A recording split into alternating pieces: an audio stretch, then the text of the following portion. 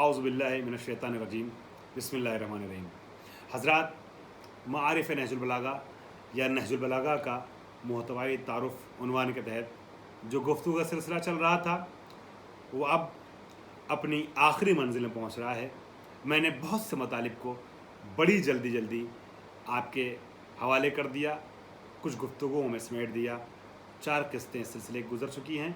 ये 5वीं और आखिरी किस्त है जिसको मैंने 2 वजह से बयान करने का इरादा किया। पहली बात खुतबा शिक्षकिया जो नहजुल बलागा के अहम तरीन खुतबों में से एक खुतबा है, उसको थोड़ा सा वाज़े करके, हल्का सा सही लेकिन थोड़ा वाज़े करके उसे पेश करना ज़रूरी है। पूरा खुतबा तो नहीं, खुतबे के जो 3 मरहले हैं उन 3 मरहलों की तरफ ज़रूरी है इशारा किया जाए। लिहाजा मैंने पिछले दर्स में इसको रोक दिया था, वादा किया कि अगले दर्स में अलग से गुफ्तगू होगी। और फिर मौलाए कायनात की वो अखलाक़ी हदीस जो मैंने पहली क्लिप में, पहली वीडियो में या पहले दर्स में बयान की थी, उसका तर्जुमा और उसके साथ एक दूसरी हदीस से मुख्तसर मदद लेते हुए एक पैगाम आपके हवाले करना चाहता हूँ। मौलाए कायनात ने उसूल दीन के बाद फ़ुरूअ दीन में जिन चीज़ों को बयान किया उसमें तवल्ला और तबर्रा भी है। और तबर्रा को बिलखुसूस अगर देखा जाए मौला ने किस तरीके से पेश किया है, उसका महवर खुतबा शिक्षकिया है। और मैंने अर्ज़ किया था खुतबा शिक्षकिया ऐसा तबर्राई खुतबा है और जिसमें मौलाए कायनात ने अपना दर्द दिल इस तरीके से कर दिया है कि शारह नहजुल बलागा इब्न अबिल हदीद मुतज़िली जो मौलाए कायनात के सारे खुतबों की शरह कर रहे थे, लेकिन खुतबा शिक्षकिया पे जब पहुँचे हैं तो शरह करने से पहले बहुत तामुल से काम ले रहे थे, तज़ब्ज़ुब से इसकी शरह करें या इसको छोड़ दें। उनको शक था कि कहीं अली ने खुतबा कहा भी है कि नहीं, इरशाद फरमाया नहीं, इरशाद फरमाया है, कहीं ऐसा तो नहीं सैयद रज़ी ने अपनी जानिब से बढ़ा दिया हो या किसी और के जुमले हों। लेकिन उन्होंने अपने उस्ताद से सवाल किया। मैं इसके पहले एक इशारा कर चुका हूँ गुफ्तगू के दौरान कि उन्होंने अपने उस्ताद से इस सिलसिले में पूछा कि वाक़ई ये मौलाए कायनात का हज़रत अली खुतबा है कि नहीं है। उस्ताद का नाम मुसद्दिक बिन शबीब वासती है। उन्होंने अपने उस्ताद अब्दुल्ला बिन अहमद बिन खशाब का ज़िक्र करते फरमाया था, हाँ ये खुतबा शिक्षक भी हज़रत अली का खुतबा है। और मुतज़िली आलिम ने अपने उस्ताद से सवाल किया। उन्होंने अपने उस्ताद के हवाले से कहा कि सैयद रज़ी का खुतबा नहीं हो सकता है, इसलिए कि सैयद रज़ी की विलादत से पहले 200 साल पहले की किताबों में मैंने मुस्तनद रिवायत के और सनद के साथ अली के ये खुतबे देखे हैं, ये खुतबा देखा है खुतबा शिक्षकिया। अब वो क्या है, मौलाए कायनात ने सबसे बड़ा शिकवा जो किया है इस खुतबे में वो अपनी खिलाफत के गस्ब किए जाने का किया है, अपने हक़ के गस्ब किए जाने का किया है। मैं कुछ इशारे सिर्फ आपके हवाले कर रहा हूँ। शुरुआत यहाँ से होती है, अम्मा वलकद तकम्मसहा फुलानुन इब्नु अबी कहाफ़ा, वलकद तकम्मसहा फुलानुन इब्नु अबी कहाफ़ा व इन्नहु लियअलमु अन्न महल्ली मिनहा महल्लुल कुतब मिनर रहा व यनहदरु अन्नि सैलु वला यरका इलैय तैर फज़दलतु दूनहा सौबहा इला आखिरी। मौलाए कायनात फरमाते हैं कि इब्न अबी कहाफ़ा यानी अबू बकर ने कमीज़ खिलाफत को ज़बरदस्ती ओढ़ा, ज़बरदस्ती पहना। खिलाफत की कमीज़ उसके बदन पे अट नहीं रही थी, वो मुस्तहक नहीं था, मगर ज़बरदस्ती कमीज़ खिलाफत को अपने बदन पे डाला, पारा पारा करके डाला, चाक करके डाला, मगर डाला अपने बदन पे। मिनहा, जबकि वो जानता था कि इस सिलसिले में मेरी जगह क्या है, मेरी मंजिलत क्या, मेरा मकाम क्या। उसको पता था कि जो चक्की में महवर की हैसियत होती है, जिसकी बुनियाद पे चक्की चलती है, खिलाफत में उसी महवर की हैसियत मुझे हासिल है। लेकिन उसने पहना कमीज़ खिलाफत को ज़बरदस्ती, और वो जानता था कि मुझसे सैल इल्म रवा होता है। वो जानता था फ़िक्रों की दुनिया में परवास करने वाले तायरों की फ़िक्रें मेरी बुलंदी तक रसाई हासिल नहीं कर सकती हैं। फिर भी उसने तख्त खिलाफत पर बैठकर मेरा हक़ गस्ब किया, लेकिन मैंने सब्र से काम लिया।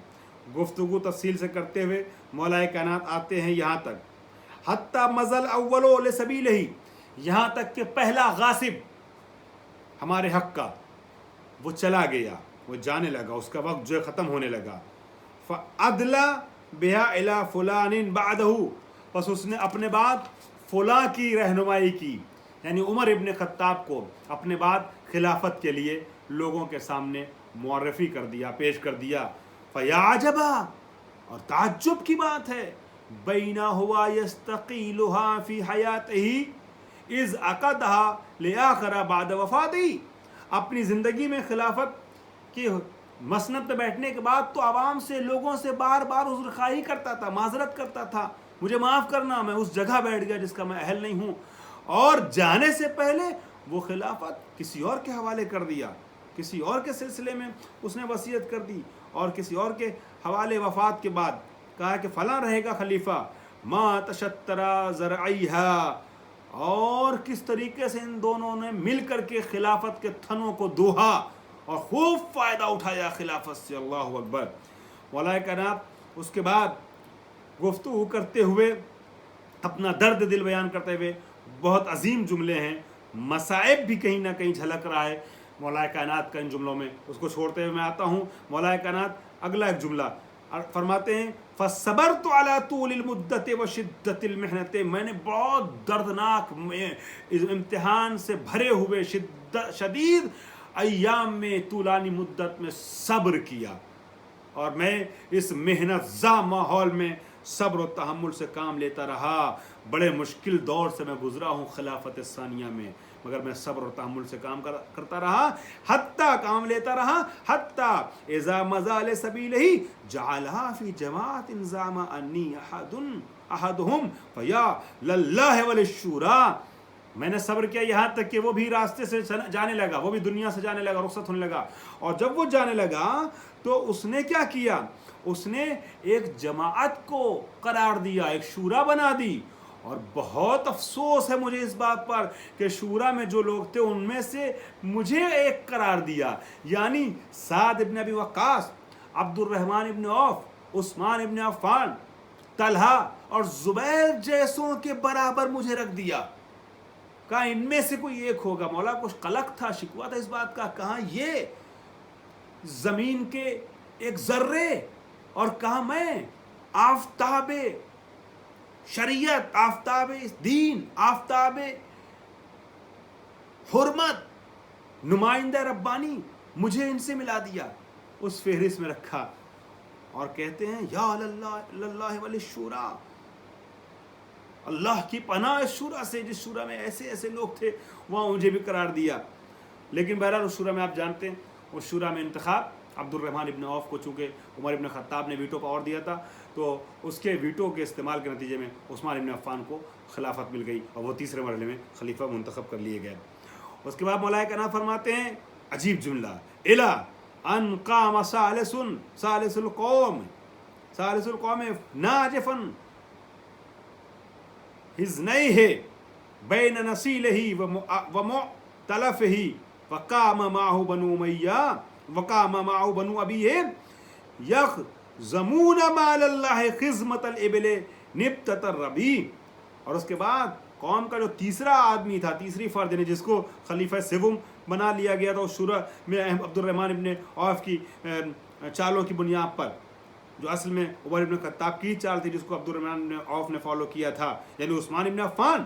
کہتے ہیں وہ تیسرا کھڑا ہوا، اور اس نے، وہ انسان کہ جس کے دونوں زانو پھول چکے تھے پرخوری کی بنیاد پر، دونوں پہلو چھلک رہے تھے، پھول گئے تھے، اور وہ صرف اور صرف اپنے اپنے کچن، آشپز خانے اور اپنے جو ہے وہ باورچی خانے اور ٹوائلٹ کے بیچ میں دوڑتا رہتا تھا، کھاتا تھا جاتا تھا، کھاتا تھا جاتا تھا.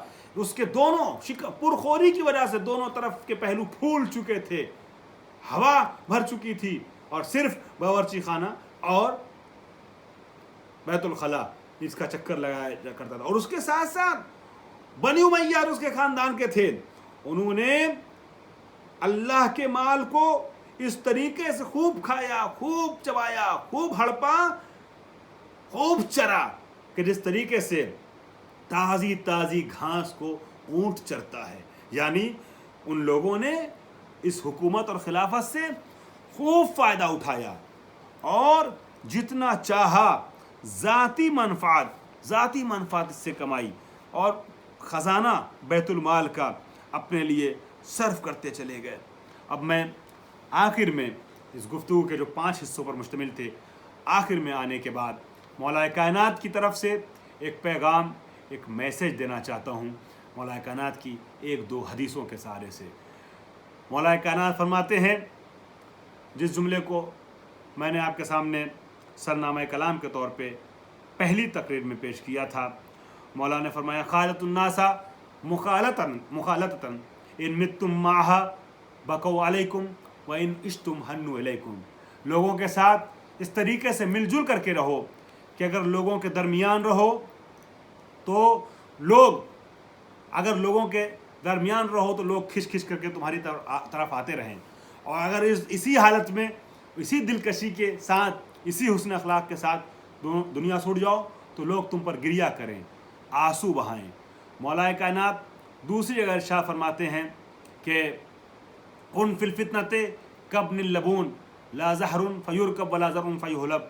فتنے کے وقت اونٹنی کے اس بچے کے طریقے سے ہو جاؤ کہ جس کے پاس نہ تو پشت ہوتی ہے ایسی کہ اس پہ سوار ہوا جا سکے، نہ تھن ہوتے ہیں ایسے کہ اس سے دودھ دوہا جا سکے، شیر حاصل کیا جا سکے۔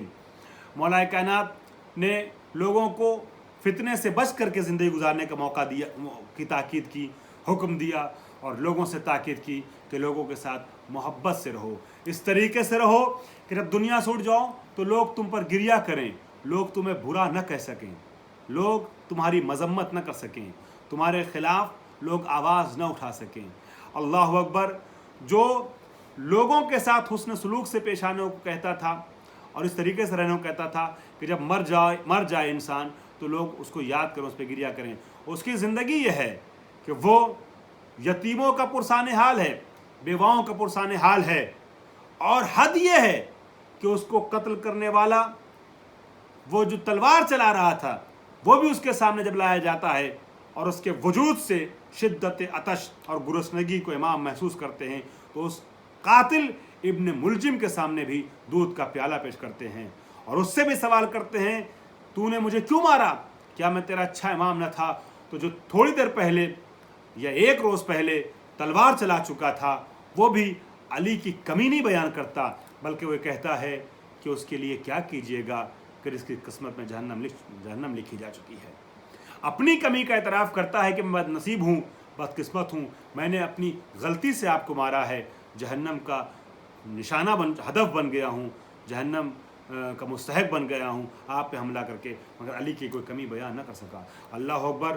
وہ علی مرتضیٰ جب دنیا سے گیا ہے تو پھر طبیب آیا ہے، اور طبیب نے چونکہ ماہ مبارک رمضان کی امیر المومنین سے متعلق ایک گفتگو تھی، لہٰذا آخر میں ایک جملہ صرف مصائب کا پڑھ دوں اور بات کو مکمل کر دوں۔ مولا کائنات کے لیے جب طبیب آیا ہے اور اس نے معائنہ کیا ہے اور زخم کا معائنہ کیا ہے، طبی دھاگے کو اندر ڈالنے کے بعد دماغ سے جب واپس نکالا ہے، مغز کے ذرات اس نے دیکھے ہیں، تو امام حسن کو کنارے لے جا کر کے کچھ باتیں کرتا ہے۔ امام حسن سے باتیں کرتے ہوئے جناب زینب نے پوچھا بھیا یہ طبیب کیا کہہ رہا تھا؟ تو امام حسن کہتے ہیں وہ کہہ رہا تھا آپ کے بابا کا آخری وقت آ گیا ہے، علی سے کہہ دیجئے وصیتیں کر دیں، بس اتنا سننا تھا۔ مشکل کشا کی بیٹی، کائنات پہ احسان کرنے والی زینب کبریٰ آتی ہیں اور آنے کے بعد طبیب کے سامنے کھڑی ہو جاتی ہیں اور آواز دیتی ہیں طبیب کیا میرے بابا کے بچنے کی کوئی صورت نہیں ہے؟ طبیب کہتا ہے زخم بہت گہرا ہے، بہت کاری ہے، بس ایک ہی صورت ہے، جتنا ہو سکے مولا کائنات کو دودھ پلایا جائے، جتنا دودھ علی کے شکم میں جاتا رہے گا علی کی زندگی تھوڑی بڑھ سکتی ہے۔ ابھی زینب ام کلثوم نے شاید دودھ کا انتظام بھی نہ کیا ہو، مگر طبیب کا جملہ جنگل کی آگ کے طریقے سے شہر کوفہ کی گلیوں میں گردش کرنے لگا۔ छोटे छोटे बच्चे हाथ में दूध के प्याले लिए हुए आ गए दरवाजे पर। हसन इब्न अली से कहते हैं, मेरे मौला को, मेरे मोहसिन को दूध का प्याला पिला दीजिए। मेरा मौला हमारा सरपरस्त था, हमने अपने बाप के जाने के बाद एहसास यतीमी न किया अली मुर्तज़ा की वजह से। अगर मौला रुखसत हो गए तो हम यतीम हो जाएंगे। दूध पेश कर दिए। मैं कहूँगा मौला ये कूफा है कि जहाँ ज़रूरत हुई तो आपके लिए तो हर तरफ से दूध के कूसे आ गए, दूध के प्याले आ गए, मगर अल्लाह इसी कूफे में आपकी बेटी सकीना है जो बार बार कहती है अल-अतश अल-अतश अल-अतश, मगर सकीना को कोई 2 कतरे आब देने वाला न था। इन्ना लिल्लाहि व इन्ना इलैहि राजिऊन।